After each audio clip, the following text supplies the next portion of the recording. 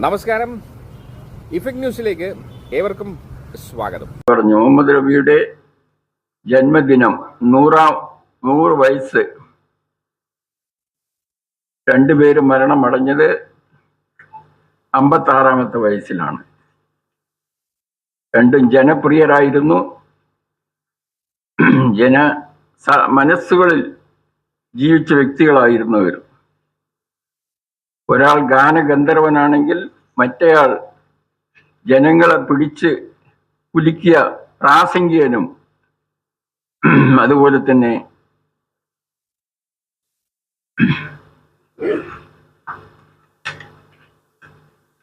ഏതായാലും അവർ രണ്ടുപേരുടെയും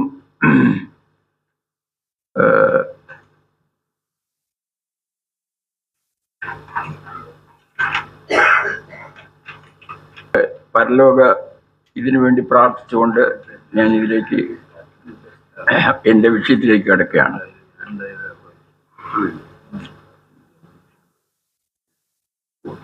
മർഹൂം KM സീതി സാഹിബിന്റെ പാത പിന്തുടർന്ന് തൻ്റെ സമുദായത്തിന്റെ വിദ്യാഭ്യാസത്തിലൂടെ മാത്രമേ പുരോഗതി കൈവരിക്കാൻ കഴിയൂ എന്ന ദൃഢനിശ്ചയത്തിലൂടെയാണ്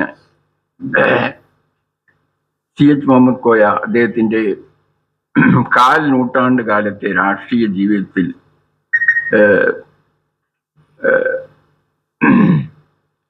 CH എന്ന 2 അക്ഷരത്തിൽ അറിയപ്പെട്ടിരുന്ന കേരളം അറിയപ്പെട്ടിരുന്ന അദ്ദേഹം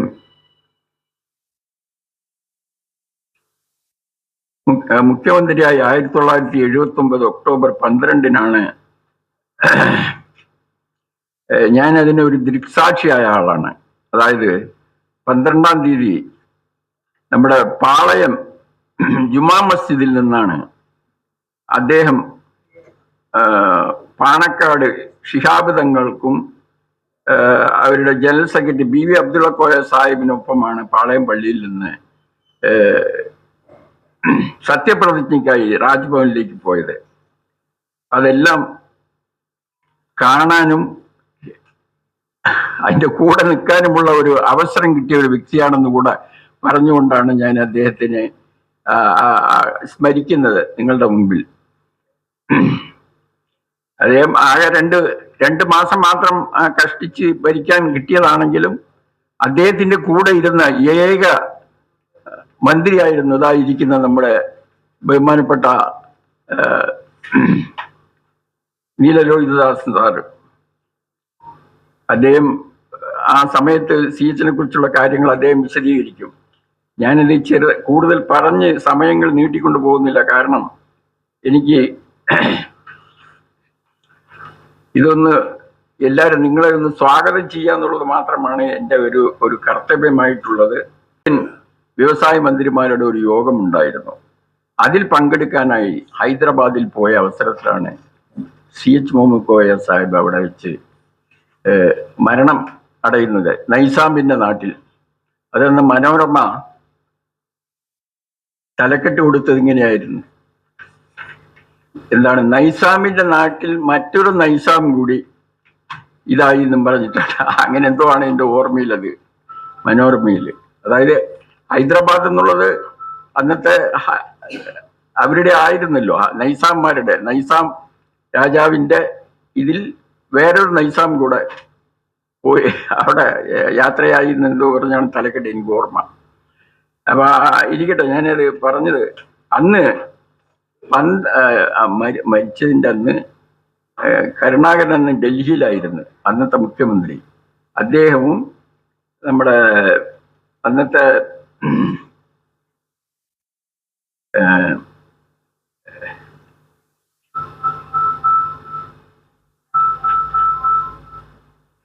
ത്തിന്റെ മയ്യത്ത്, ഡെഡ് ബോഡി അന്ന് രാത്രി 12:30 മണിക്കാണ് നമ്മുടെ എയർപോർട്ടിൽ ഹൈദരാബാദിൽ നിന്ന് കൊണ്ടുവന്നത്. ഇതില് ഇത് വലിയ ജനാവലി അവിടെ തടിച്ചുകൂടിയിരുന്നു. അതിനുശേഷം അങ്ങനെ കണ്ടോൺമെന്റ് ഹൗസിലാണെന്ന് താമസിച്ചിരുന്നത്. അവിടെ കൊണ്ടുവന്ന് പിന്നെ കുളിപ്പിച്ച് എടുത്ത് ബാക്കിയുള്ള കാര്യങ്ങളൊക്കെ കഴിഞ്ഞ് രാത്രി 3 മണിക്ക് അത് ഈ ദർബാർ ഹാളിൽ കൊണ്ട് കിടത്തി. അന്ന് ഞാനന്ന് ചാല വാർഡ് കമ്മിറ്റി മുസ്ലിം ലീഗിന്റെ പ്രസിഡന്റായിരുന്ന സമയം, അന്ന് എൻ്റെ കൂടെ 2-3 അവിടുത്തെ സെക്രട്ടറിമാരെല്ലാവരും ഉണ്ടായിരുന്നു. ഞങ്ങളായിരുന്നു കാവല്. അവിടെ 3 മണിക്ക് കൊണ്ട് ദർബാർ ഹാളിൽ കാണാൻ വേണ്ടി, ആളുകൾ കാണാൻ വേണ്ടി കിടത്തിയിരുന്നു, പൊതുദർശനത്തിന് വേണ്ടി. അന്നേരം ഞങ്ങളാണ് കാവൽ നിന്നത്. 4 മണിയാകുമ്പോൾ സീതി ഹാജി അതിനകത്ത് നിന്ന് ഓടി വന്ന്, സീതി ഹാജിക്കറിയാൻ ഞങ്ങളിവിടെ ഉണ്ട് എന്നുള്ളത്, ആ പുൽത്തകിടിയിൽ ഞാനും വേറെ 2-3 പേരായിട്ട് ഇരിക്കുകയാണ്. ഓടി വന്ന് അദ്ദേഹം പറഞ്ഞു, സിയച്ചിന്റെ മൂക്കിൽ നിന്ന് ചോര വരുന്നു, മയ്യത്തിന്റെ മൂക്കിൽ നിന്ന് ചോര വരുന്നു, എന്ത് ചെയ്യും എന്ന് ചോദിച്ചു. അപ്പൊ കൂടെ ഇരുന്നവര് അവർ 2 പേരും എവിടെയുള്ളവരായതുകൊണ്ടും ഈ ചാലയിലെ എല്ലാ കാര്യങ്ങളായിരുന്നു. അവർ പറഞ്ഞ് നമുക്ക് പെട്ടെന്ന് പോയി പിന്നെ ആ സേട്ടിന്റെ കട തുറന്ന് അവിടെ നിന്ന് കുറെ പഞ്ഞി വാങ്ങിച്ചുകൊണ്ട് വരാം, ഞങ്ങൾ വാങ്ങിച്ചുകൊണ്ട് തരാമെന്ന് പറഞ്ഞു. അപ്പം തന്നെ എൻ്റെ കാറ് സെക്രട്ടേറിയറ്റിനകത്ത് കിടക്കുന്നുണ്ട്, അതും എടുത്തുകൊണ്ട് അവർ പോയി. എൻ്റെ 2 സുഹൃത്തുക്കളും, ഫക്രുദ്ദീൻ എന്നും പറഞ്ഞിട്ട് അയാളും വേറെ ഒരു സുഹൃത്തും ഉണ്ടായിരുന്നു.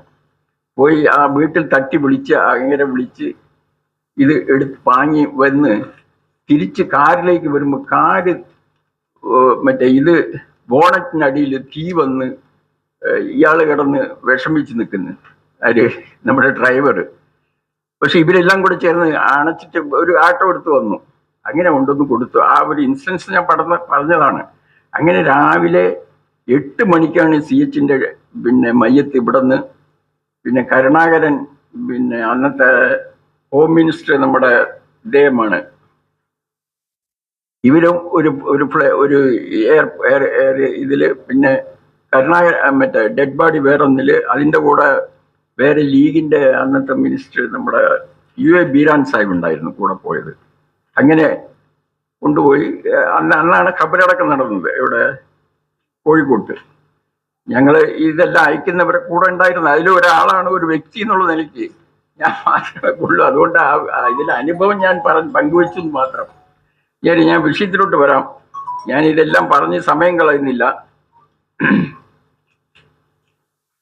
ഞങ്ങൾ CHന്റെ ആഗ്രഹം നിലനിർത്താനാണ്. അദ്ദേഹത്തിന് എപ്പോഴും അദ്ദേഹം ശ്രദ്ധിക്കുന്ന ഒരു കാര്യം, സമുദായത്തോട് എവിടെ പോയാലും പറയുന്നത് പഠിക്കാനാണ് പറയുക, വിദ്യാഭ്യാസം നടത്താനാണ് പറയുക. അദ്ദേഹത്തിന്റെ കാലം മുഴുവൻ അദ്ദേഹം മന്ത്രിയായിരുന്ന വിദ്യാഭ്യാസ വകുപ്പായി ഏറ്റെടുത്തത്. അവസാനം മാത്രമാണ് അദ്ദേഹം PWD വകുപ്പ്, അതോടെ അദ്ദേഹം മരിക്കുകയും ചെയ്തു. 4-5 മന്ത്രിസഭകളിൽ എനിക്ക് ഓർമ്മയുണ്ട്. അച്യുതമേനോന് മുമ്പ് ഈ മറ്റേ ഇദ്ദേഹത്തിന്റെ തുടക്കം, ആരുടെ മറ്റേ EMSന്റെ മന്ത്രിസഭയിലാണ്, അല്ല സാറേ, അതിലാണ് അദ്ദേഹം ആദ്യമായിട്ട് വരുന്നത്. 67, കറക്റ്റ്, അതാണ് 1967 അദ്ദേഹം വിദ്യാഭ്യാസ മന്ത്രിയായി. അന്നാണ് കാലിക്കറ്റ് യൂണിവേഴ്സിറ്റി ഉണ്ടാക്കുന്നതും അതിന്റെ കാര്യങ്ങളൊക്കെ. അതിനുശേഷം തുടർച്ചയായി വന്ന അച്യുതമേനോൻ മന്ത്രിസഭ, മറ്റുള്ളത് അങ്ങനെ വേറെ AK ആന്റണി, കരുണാകരൻ, ഇങ്ങനെ പലത് എനിക്ക് ഓർമ്മയില്. ഞാൻ ഒരു 5 വർഷം പത്രപ്രവർത്തനായിരുന്നു. അത് കഴിഞ്ഞൊരു വേറെ ഇതിലോട്ട് പോയത് കൊണ്ട് ആ കാലഘട്ടത്തിലെല്ലാം ഇദ്ദേഹം വിദ്യാഭ്യാസം മാത്രമാണ് എടുത്തത്. അതിൻ്റെ പേരിലാണ് ഇന്ന് കാണുന്ന മലബാർ ഭാഗത്തുള്ള വിദ്യാഭ്യാസ സ്ഥാപനങ്ങളുടെ വർധനവും അവിടെ പഠിക്കാൻ സൗകര്യം കിട്ടിയതും. അതാണ് അവരെല്ലാം ഇന്ന് പഠിക്കാൻ ആവശ്യമായ സ്കൂളില്ലെന്ന് പറഞ്ഞാണ് പിന്നെ പരാതി വരുന്നത്. ഏതായാലും ഞാനത് നീട്ടിക്കൊണ്ടു പോകുന്നില്ല. എനിക്ക് നമ്മുടെ വിശിഷ്ട അതിഥി അദ്ദേഹത്തിന് ട്രെയിനിന് പോകാനുള്ളത് കൊണ്ട് ഞാനിത് ചുരുക്കി കൊണ്ടുവരാം. എനിക്ക്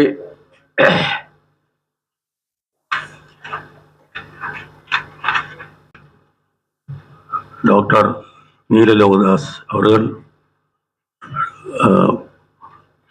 അഡ്വക്കേറ്റ് സീനിയർ ഹൈക്കോടതി ലോയർ VK ബീരാൻ അവർ, അൽഫിന ഇബ്രാഹിം,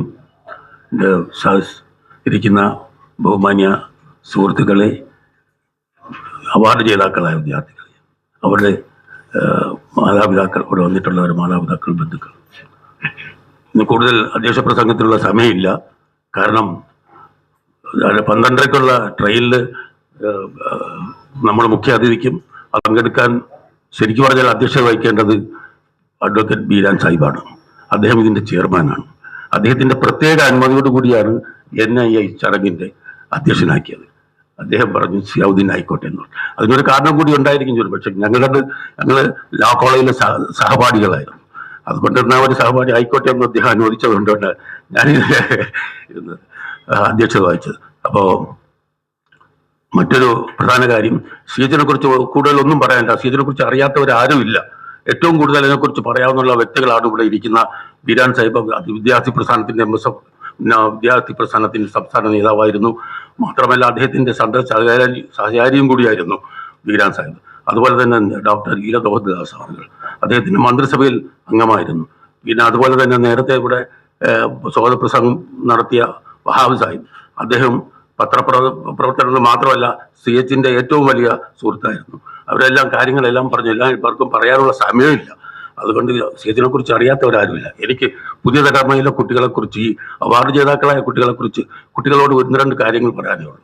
ഇപ്പോൾ ഞങ്ങൾ കഴിഞ്ഞ പ്രാവശ്യം IAS കിട്ടിയ 2 പേർക്ക്, ഒന്ന് കസ്തൂരി ഷാ, അതുപോലെ തന്നെ ഫെബിന റഷീദ്, ഇവർ IAS ടോപ്പേഴ്സ് ആയിരുന്നു. 100 താഴെ വാങ്ങിച്ചവരായിരുന്നു. അവരെ ഞങ്ങൾ ആദരിച്ചു. പക്ഷേ ആദരിച്ചതിൽ ഞങ്ങൾ സങ്കടമുണ്ട്. അവർ തന്നെ പറഞ്ഞു SSLC കഴിഞ്ഞപ്പോഴും +2 കഴിഞ്ഞപ്പോഴും CH മുഹമ്മദ് കോയ ട്രസ്റ്റ് ഞങ്ങളെ പുരസ്കാരം നൽകി ആദരിച്ചു. ഒരു പക്ഷേ കൂടുതൽ ഞങ്ങളെ ഉയരങ്ങളിലേക്ക് എത്താനും കൂടുതൽ മത്സരത്തോടുകൂടി പഠിക്കാനും ഞങ്ങൾക്കൊരു പ്രേരണ തന്നത് നിങ്ങളുടെ അവാർഡായിരിക്കും എന്നവർ ഞങ്ങളുടെ കഴിഞ്ഞ മീറ്റിംഗിൽ വന്ന് പറയുകയും ചെയ്തു. അതൊക്കെ ഞങ്ങൾക്ക് വളരെയധികം സന്തോഷം തരുന്ന കാര്യങ്ങളാണ്. അതുപോലെ തന്നെ ഈ സിഎച്ചിനെ കുറിച്ച് പറയുമ്പോൾ, ഈ അടുക്കളയ്ക്കകത്ത് മാത്രം കഴിഞ്ഞിരുന്ന നമ്മുടെ വനിതകളെ, മുസ്ലിം വനിതകളെ പൊതുരംഗത്തേക്ക് വരുത്താൻ അദ്ദേഹം നടത്തിയ അധ്വാനത്തിന്റെ ഫലമാണ് ഇന്ന് നിങ്ങൾ അവാർഡ് ജേതാക്കളായത്. പഠിക്കാനുള്ള സൗകര്യങ്ങളൊന്നുമില്ലായിരുന്നു ഒരു കാലഘട്ടത്തിൽ, പ്രത്യേകിച്ച് മലബാർ ഏരിയയിൽ. അവിടെ മലബാർ കാലിക്കറ്റ് യൂണിവേഴ്സിറ്റി സ്ഥാപിച്ച അദ്ദേഹമാണ്.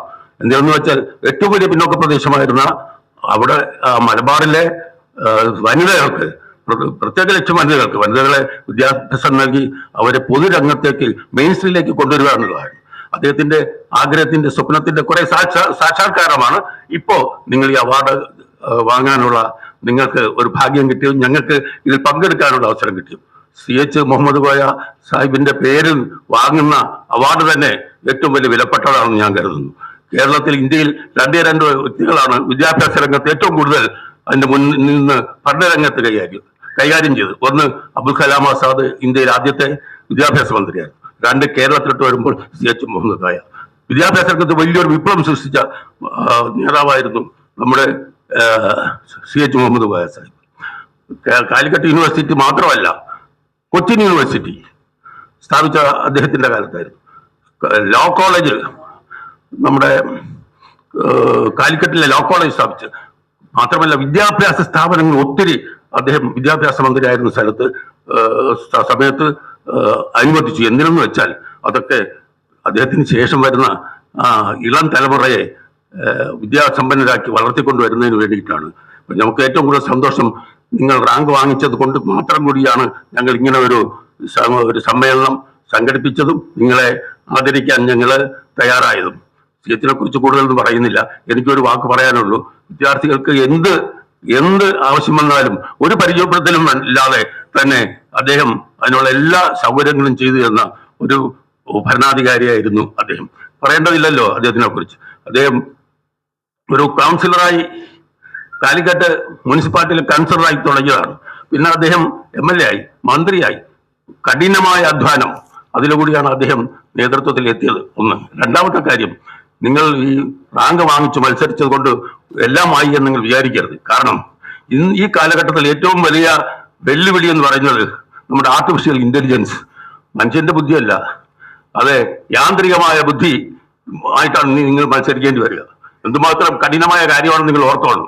അതുകൊണ്ട് നമുക്ക് നമ്മുടെ മുസ്ലിം സമുദായത്തിലെ ഇളം തലമുറയ്ക്ക് ഇനിയും പഠിക്കേണ്ട ഒരു കാര്യം, നിങ്ങൾ പഠിക്കുക. അത് മത്സരബുദ്ധിയോടുകൂടി പഠിക്കുക. ഇത് മാത്രമേ ഈ അവസരത്തിൽ എനിക്ക് പറയാനുള്ളൂ. പിന്നെ കൂടുതലൊന്നും സംസാരിക്കാനുള്ള അവസരം ഈ സന്ദർഭത്തിൽ ഇല്ല. അതിൽ കൂടുതൽ നമ്മുടെ ഉദ്ഘാടകനും അതുപോലെ തന്നെ നമ്മുടെ വിശിഷ്ട വ്യക്തികളിൽ രണ്ട് വിശിഷ്ട വ്യക്തികളുണ്ട്, അവരും കൂടുതൽ സംസാരിക്കും. ഞാൻ ഇവിടെ ബീരാൻ സാഹിബ് അവരുടെ ക്ഷണിച്ചുകൊള്ളുന്നു.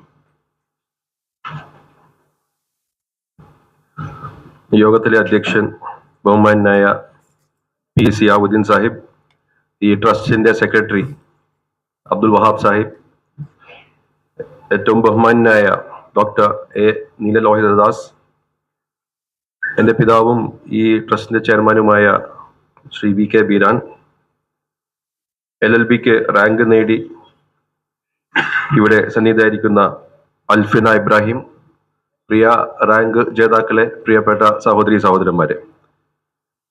12:30 ട്രെയിൻ എന്നാണ് സിയാവുദ്ദീൻ സാഹിബ്, 12:15 അതുകൊണ്ട് കുറച്ചുകൂടി ചുരുക്കേണ്ടി വരും.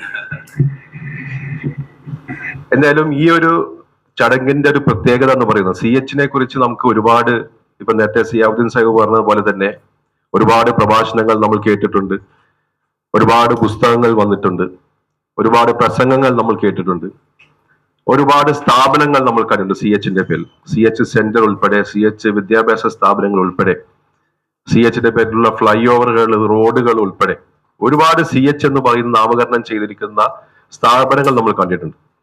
പക്ഷേ ഈ CH മുഹമ്മദ് കോയ ട്രസ്റ്റ്, തിരുവനന്തപുരത്തെ ട്രസ്റ്റിന്റെ ഒരു പ്രത്യേകത എന്ന് പറഞ്ഞു കഴിഞ്ഞാൽ CHന്റെ സമയത്ത് തന്നെ CHനോട് കൂടി തോളോട് ചേർന്ന് പ്രവർത്തിച്ച CHന്റെ കൂടെ നടന്ന സഹപ്രവർത്തകരുടെ ഒരു കൂട്ടായ്മയാണ് ഈ CH മുഹമ്മദ് കോയ ട്രസ്റ്റ്, തിരുവനന്തപുരത്തെ CH മുഹമ്മദ് കോയ ട്രസ്റ്റ്. അതുകൊണ്ട് തന്നെയാണ് അതിനെ മറ്റുള്ള സംഘടനകളുമായിട്ട്, CHന്റെ പേരിലുള്ള മറ്റുള്ള സംഘടനകളുമായിട്ട് വേർതിരിച്ച് നമുക്ക് ഒരു സവിശേഷതയായിട്ട് കാണാൻ പറ്റുന്നത്. CHനെ സംബന്ധിച്ച് നമ്മൾ ഓരോ ദിവസവും CHനെ ഓർക്കാത്ത ഒരു ദിവസവുമില്ല. ഇന്നലെ ഞാൻ കൊല്ലത്ത് ഒരു പരിപാടിയിൽ പോയപ്പോ മുൻ DGP അലക്സാണ്ടർ ജേക്കബ് ആയിട്ട് ചെറിയ സമയത്തെങ്കിലും എനിക്ക് സംസാരിക്കുന്ന അവസരം ഉണ്ടായി. അപ്പൊ അദ്ദേഹം സംസാരത്തിനിടെ അദ്ദേഹം പറയുകയാണ്, ഒരു പ്രഭാഷണം, ഒരു CH പ്രഭാഷണത്തിൽ അദ്ദേഹം പോയി തിരിച്ചു വന്ന് 2 ദിവസത്തിന് ശേഷം കോയമ്പത്തൂരിലെ മേയർ അദ്ദേഹത്തെ വിളിച്ചു എന്നാ പറയുന്നത്. അപ്പൊ എന്തിനാ വിളിച്ചതെന്ന് ചോദിച്ചപ്പോ അന്ന് അദ്ദേഹം ആ പ്രസംഗത്തിൽ പറഞ്ഞു, ശിരുവാണി അണക്കെട്ട്, അത് പാലക്കാടുള്ള ആണ് ശിരുവാണി അണക്കെട്ട് എന്ന് പറയുന്നത്. ശിരുവാണി അണക്കെട്ട് കെട്ടാനുള്ള കേരള സർക്കാർ ആ സമയത്ത് PWD മന്ത്രിയായിരുന്ന CHന്റെ ഒരു തീരുമാനമായിരുന്നു എന്നാ പറയുന്നത്. അന്ന് ശിരുവാണി അണക്കെട്ട് കെട്ടിയത് കാരണം അദ്ദേഹം പറയുന്നതനുസരിച്ചിട്ട് പാലക്കാട് ജില്ലയിലും മലപ്പുറം ജില്ലയിലും പ്രളയമില്ലാതെ കാത്തു സൂക്ഷിച്ച ഒരു അണക്കെട്ടിനേക്കാൾ മീതെ കോയമ്പത്തൂരിന് അവിടെ കുടിവെള്ളം സാധ്യമാക്കിയ ഒരു അണക്കെട്ട് കൂടിയായിരുന്നു എന്ന് അലക്സാണ്ടർ ജേക്കബ് പ്രസംഗിച്ചത് കോയമ്പത്തൂർ മേയർ കേട്ടപ്പോൾ കോയമ്പത്തൂർ മേയർ അദ്ദേഹത്തെ വിളിച്ച് അതിനെ കുറിച്ചിട്ടുള്ള വലിയ രീതിയിൽ സംസാരിച്ചു എന്നാ പറയുന്നത്. അപ്പൊ നമ്മൾ സാധാരണ CHനെ കുറിച്ച് വിദ്യാഭ്യാസപരമായിട്ട് ഒരുപാട് വിപ്ലവങ്ങൾക്ക് നേതൃത്വം വഹിച്ച ഒരു നായകൻ എന്നുള്ള രീതിയിൽ നമ്മൾ എല്ലാവരും ഓർക്കാറുണ്ട്. അപ്പൊ അതിനു മീതെയായിട്ട് പല മേഖലകളിലും CH തന്റെ വ്യക്തിമുദ്ര പതിപ്പിച്ചു എന്നുള്ളതിന്റെ ഒരു ഉദാഹരണമാണ് ഇന്നലെ ഞാൻ കേട്ടത്. മിനിയാന്നാളെ ഞാൻ മലപ്പുറത്ത് ഒരു പരിപാടിയിൽ പോയി പങ്കെടുത്തപ്പോ അവിടെ 19 വയസ്സുകാരിയായ ഒരു മറിയം ജുമാന, അവര് പൈലറ്റ് ട്രെയിനിങ്ങിന് വേണ്ടിയിട്ട് മഹാരാഷ്ട്രയിൽ പോയിട്ട് 10 മണിക്കൂർ ഫ്ലൈയിങ് കഴിഞ്ഞിട്ട് വന്നിരിക്കുന്ന ഒരു അവസരത്തിലായിരുന്നു. അപ്പൊ അവിടുത്തെ പ്രത്യേകത പറഞ്ഞാൽ ഒരു പെൺകുട്ടി പോയിട്ട് ഒരു ഫ്ലൈയിങ് പഠിക്കണോ അല്ലെങ്കിൽ പൈലറ്റ് ആകാൻ പോയ ട്രെയിനിങ്ങിന് വേണ്ടിയിട്ടുള്ള ആ ഒരു പ്രത്യേകതയല്ല. ഈ മറിയം ജുമാനയുടെ പിതാവ് എന്ന് പറയുന്നത് കൊയിലാണ്ടിയിലെ ഒരു പള്ളിയിലെ ഒരു മുദ്രിസാണ്, അതായത് ശരിക്കും ഒരു ഉസ്താദാണ്, ഫൈസിയാണ്. അപ്പൊ അങ്ങനത്തെ ഒരു ഫൈസിയുടെ മകൾ മലപ്പുറത്തെ ഒരു ഗ്രാമത്തിൽ നിന്ന് 19ാമത്തെ വയസ്സിൽ തന്നെ പൈലറ്റാകാൻ വേണ്ടിയിട്ടുള്ള പരിശീലനം നേടി എന്നുള്ളത് വലിയൊരു വാർത്താ പ്രാധാന്യം അവിടെ ഉണ്ടായി. അതേപോലെ തന്നെ 2 കിലോമീറ്റർ അവിടുന്ന് 2 കിലോമീറ്റർ അപ്പുറത്ത് ഒരു ഡോക്ടർ സഫീറിനെ ഞങ്ങൾ അന്ന് ആദരിക്കുകയുണ്ടായി. ഈ doctor Safeer royal society of London എന്ന് പറയുന്ന ബ്രിട്ടീഷ് ഗവൺമെന്റിന്റെ തന്നെ ഒരു ഉപസ്ഥാപനമായിട്ടുള്ള സ്ഥലത്തിൽ നിന്ന് 20 കോടി രൂപയുടെ സ്കോളർഷിപ്പോട് കൂടിയിട്ട് അദ്ദേഹം ഒരു ശാസ്ത്രജ്ഞനാണ്, അദ്ദേഹം നടത്തുന്ന വിഷയങ്ങളിൽ ഗവേഷണം നടത്താൻ വേണ്ടിയിട്ട് 20 കോടി രൂപയുടെ സ്കോളർഷിപ്പാണ് നൽകിയത്.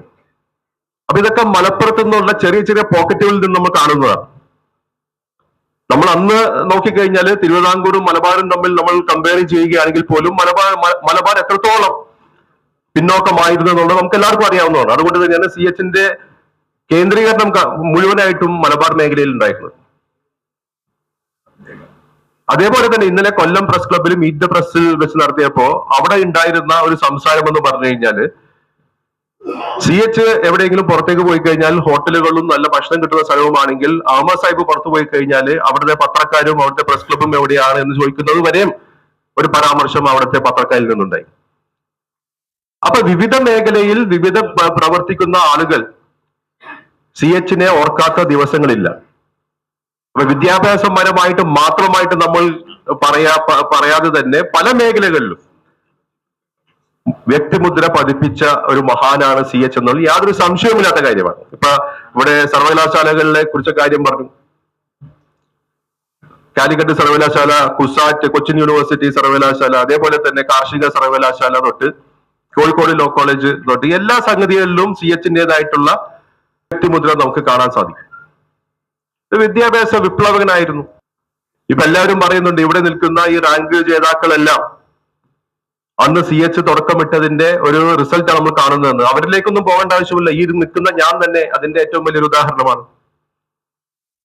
എന്റെ മാതാവിന്റെ കുടുംബം എന്ന് പറയുന്നത് 7 പേരുള്ള ഒരു കുടുംബം. അന്നത്തെ സമയത്ത് 50കളിലും 60കളിലെല്ലാം എന്റെ മാതാവിന്റെ പിതാവ് 5 പെൺകുട്ടികളായിരുന്നു. 5 പെൺകുട്ടികൾ അന്ന് പഠിപ്പിക്കാനുണ്ടായ അദ്ദേഹത്തിന്റെ ഏറ്റവും വലിയ ഊർജം അന്ന് സീതി സാഹിബും CH-ഉം ആയിരുന്നു. അന്ന് ആരും പെൺകുട്ടികളെ പുറത്ത് വിദ്യാഭ്യാസത്തിന് അയക്കാത്ത ഒരു സാഹചര്യത്തിൽ അദ്ദേഹം അത് അയച്ചു. ഈ പെൺകുട്ടികളിൽ എല്ലാവരും പോസ്റ്റ് ഗ്രാജുവേഷൻ എടുത്ത് കോളേജ് അധ്യാപകരായിട്ട് മാറി. അപ്പൊ ഞാൻ പറയുന്ന വെച്ചാൽ ഈ നിൽക്കുന്ന ഞാൻ വരെയും അതിന്റെ ഏറ്റവും വലിയൊരു ദൃക്സാക്ഷി തന്നെയാണ്.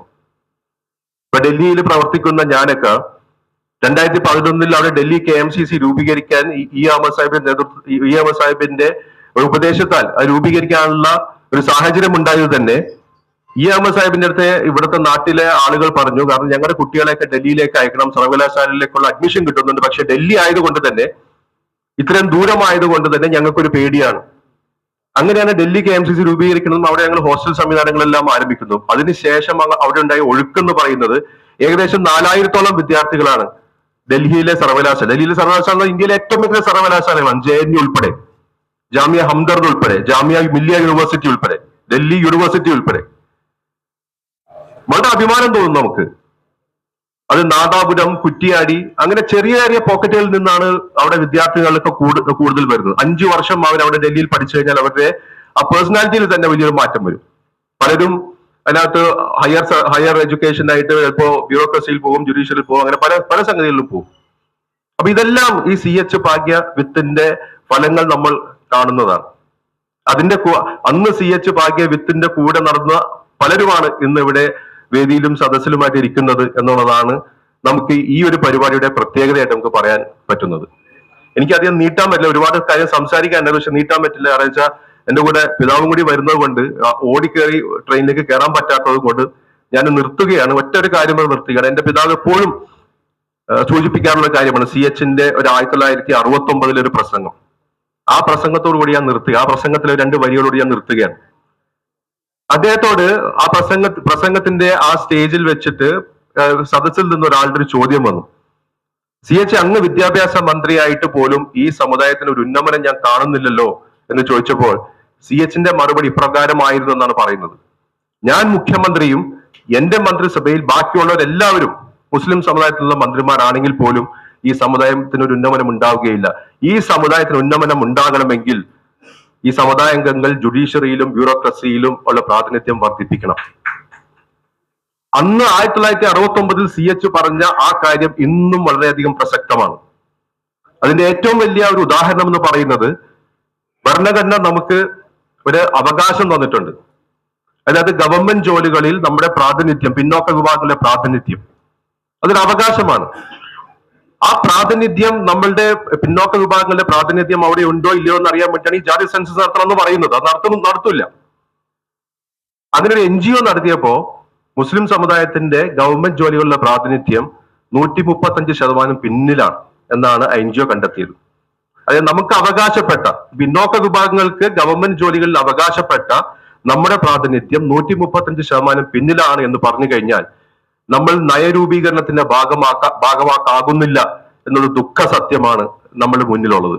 അതുകൊണ്ട് തന്നെ ഈ ഇരിക്കുന്ന മിടുക്കികളായിട്ടുള്ള കുട്ടികളോടും മിടുക്കന്മാരായിട്ടുള്ള കുട്ടികളോടും എനിക്ക് ചെറുതായിട്ടെങ്കിലും സൂചിപ്പിക്കാനുള്ളത്, നിങ്ങൾ ഇവിടെ നിർത്തരുത്.